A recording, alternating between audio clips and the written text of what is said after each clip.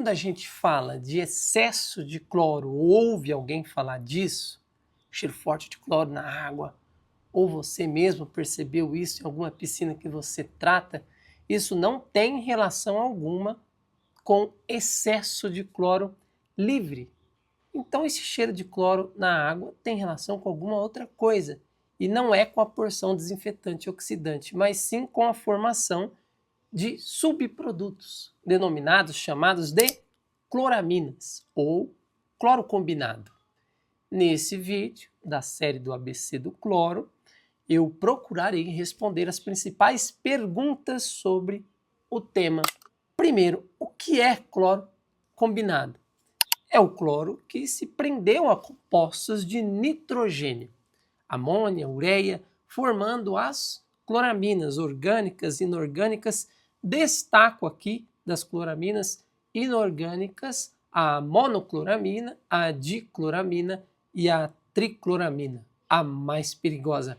Elas causam irritação nos olhos e na pele, tem cheiro forte, semelhante ao cloro. Destaco, falo mais uma vez, a tricloramina é a pior de todas.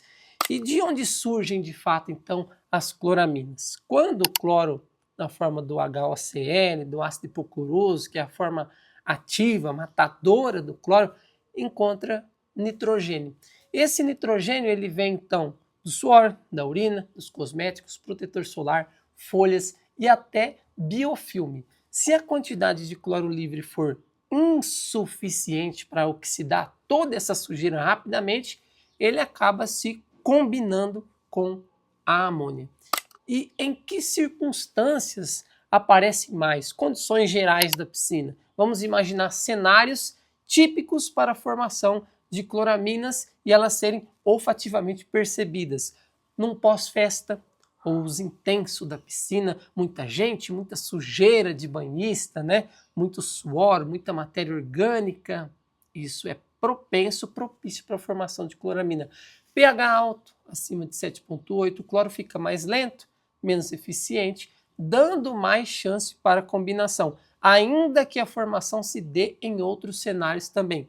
Água quente, ela acelera as reações químicas, aumenta a sudorese quando as pessoas usam, mais matéria orgânica, maior consumo, maior chance de formação de cloramina. Piscina coberta ou interna, baixa exaustão, se percebe no ar aquele cheiro de cloramina também. E filtração ou circulação deficientes, onde a sujeira acaba não sendo removida e dá vazão à maior formação de subprodutos.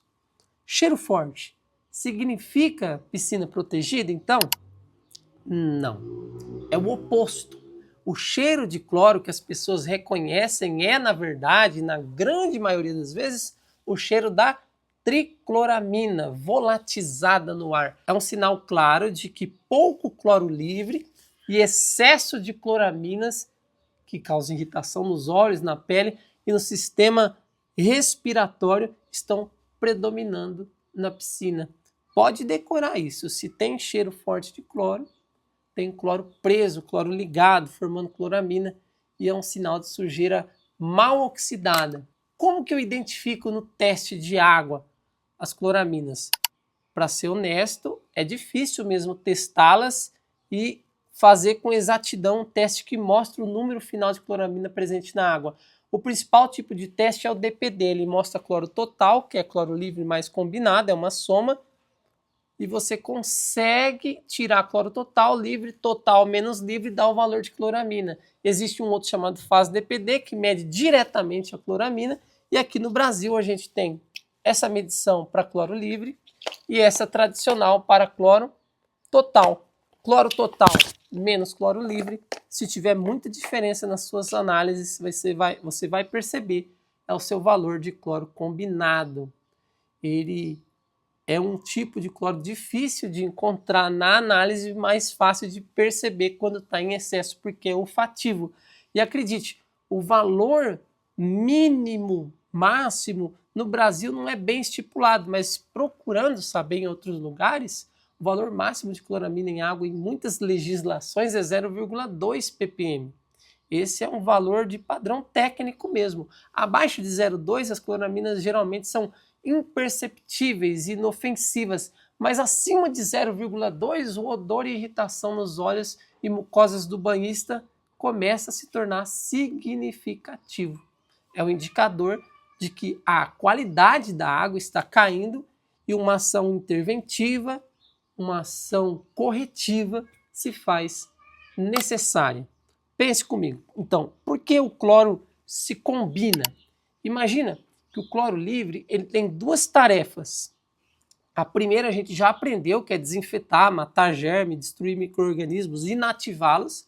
E a segunda é oxidar, queimar sujeira, matéria orgânica, etc. Se a carga de sujeira, suor, urina, outros, está muito alta, o cloro gasta toda a sua força, toda a sua energia na oxidação.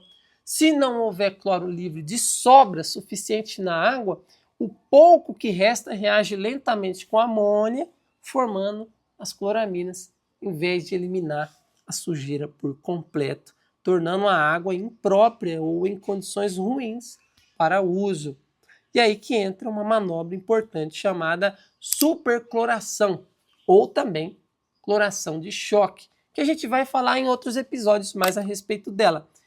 É uma oxidação de choque, uma dose cavalar, para quebrar as ligações químicas das cloraminas e consumir toda a amônia, levando a água até um ponto de quebra, ponto de ruptura, de destruição, também chamado na química de breakpoint. O objetivo final não é só eliminar o cloro combinado, mas sim voltar à normalidade, tendo uma reserva de cloro livre estável e atuante na água e ascendente. Isso é o tratamento convencional e normal, a condição normal da água, só que a supercloração precisa ser uma manobra periódica para isso acontecer. Você vai aprender mais para frente que a supercloração é uma manobra periódica. E como fazê-la corretamente para destruir cloramina? Se existe alguma regra, a primeira é o ajuste do pH. 7,2, 7,4 é um valor bom, tem mais ácido hipocloroso, nós aprendemos. Mas para a dose de choque, você pode reduzir para 7. Por exemplo, quanto mais baixo, 7, 6,8, mais ácido hipocloroso, maior a força da oxidação. Já com pH alto, você gasta mais produto para ter menos resultado, porque a força do cloro é menor, nós aprendemos. Vai remover toda a carga orgânica visível, vai peneirar folhas, aspirar o fundo, fazer retrolavagem no filtro. E ao praticar a supercloração, você vai elevar o nível de cloro livre até atingir o ponto de quebra, de ruptura, o breakpoint. Tem alguma regra de campo, prática? A dose de cloro necessária para esse procedimento é aproximadamente 10 vezes o nível de cloro combinado medido. Exemplo, 0,5 ppm de cloro combinado. Você encontrou aqui na diferença. Vezes 10. Aí vai dar igual a 5 ppm de cloro livre a ser adicionado para quebrar essa quantidade de 0,5 ppm de cloramina. Aí você mantém a filtragem, a recirculação acontecendo por 12 horas mais o que for recomendado e vai escovar a piscina, fazer todo o tratamento e você vai posteriormente fazer uma medição. O ideal é que o valor do cloro total e o valor do cloro livre seja o mesmo para você ter uma indicação de que você tem pelo menos 0,2 ou menos de cloro combinado, porque é assim que você consegue ver por esse tipo de teste, perfeito? E a Hidroazul fornece os dois, esses dois, por exemplo, são da Hidroazul. E o cloro livre vai ser mantido na faixa de 1,3 ppm sempre. Quando você consegue mantê-lo, já é um indicador de sucesso. Quando esses valores caem, ficam a zero, a chance de formar cloramina de novo aumenta. E uma coisa importante que eu tenho que dizer também, que se você aplicar uma cloração de choque numa dose menor que a necessária, na tentativa de economizar produto, ou não saber, ou não ter um valor de cloramina, você pode incorrer num erro. E é um dos piores erros, porque uma supercloração, digamos, inferior ou fraca, que não atende ou não atinge o chamado breakpoint, o ponto de quebra para destruir as cloraminas, pode piorar o seu problema. E você pode acabar transformando em reações químicas monocloraminas, que são menos irritantes, em dicloraminas, e em tricloraminas, que são as piores, muito mais agressivas e com muito cheiro evidente, forte de cloro. Ou seja, você pode gastar produto e a água ainda ficar pior. No caso, para destruir cloramina é tudo ou nada. Por isso que, apesar da dificuldade, é muito importante ter um valor em mão de cloraminas. Traçar essa diferença fazendo os dois testes. E quais são os erros mais comuns desses procedimentos?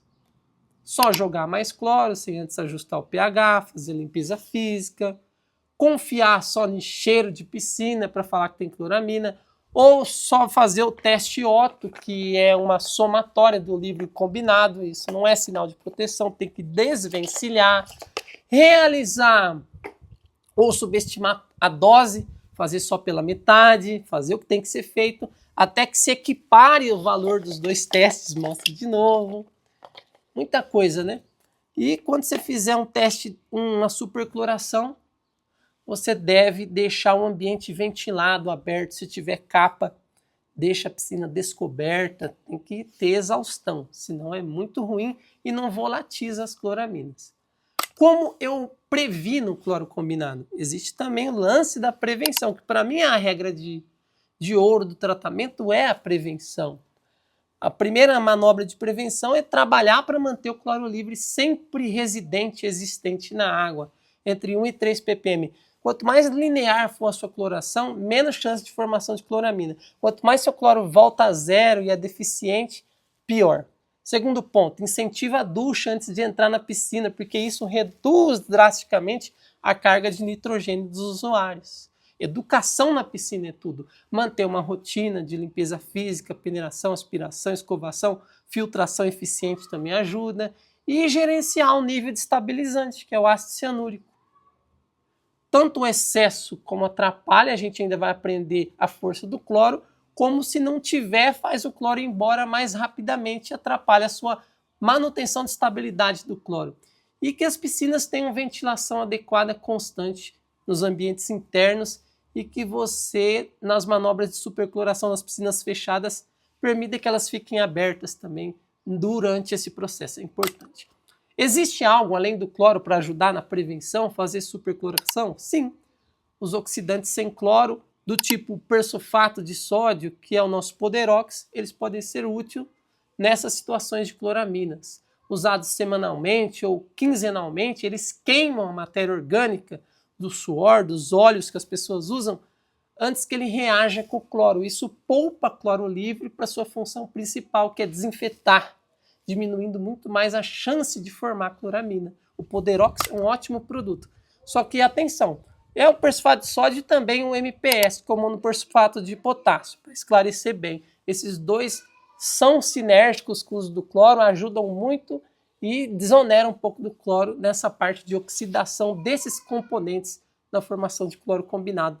Eles já se dão bem como destruidores de precursores e das cloraminas já formadas. Perfeito? Eu espero que você tenha muito sucesso nas suas medições de cloro, faça anotações, comparações, meça cloro total, meça cloro livre, tire o valor do combinado, veja se está numa crescente, se é perceptível, pratique as superclorações quando assim identificar, para que você possa ter sucesso. Você tem que fazer os dois testes, não abra mão de fazer os dois testes, total e livre. E assim você conseguirá se aproximar do seu número identificado de cloraminas para fazer o tratamento correto. E haja educando seus clientes o máximo que puder para evitar a formação de cloramina e se puder usar um auxiliar, como por exemplo o Poderox, persulfato de sódio, isso vai ser muito bom. Cuidado com as piscinas internas, porque essas são as que não ventilam e se percebe muito mais facilmente a formação de cloramina. Espero ter ajudado. No próximo episódio teremos um resumão falando novamente das facetas de medição de cloro e fechando o assunto de análise de cloro para ajudar você a tanto avaliar com segurança, agir e proceder com segurança e ter colhida a segurança de modo geral no seu tratamento. Até o próximo episódio do ABC do cloro.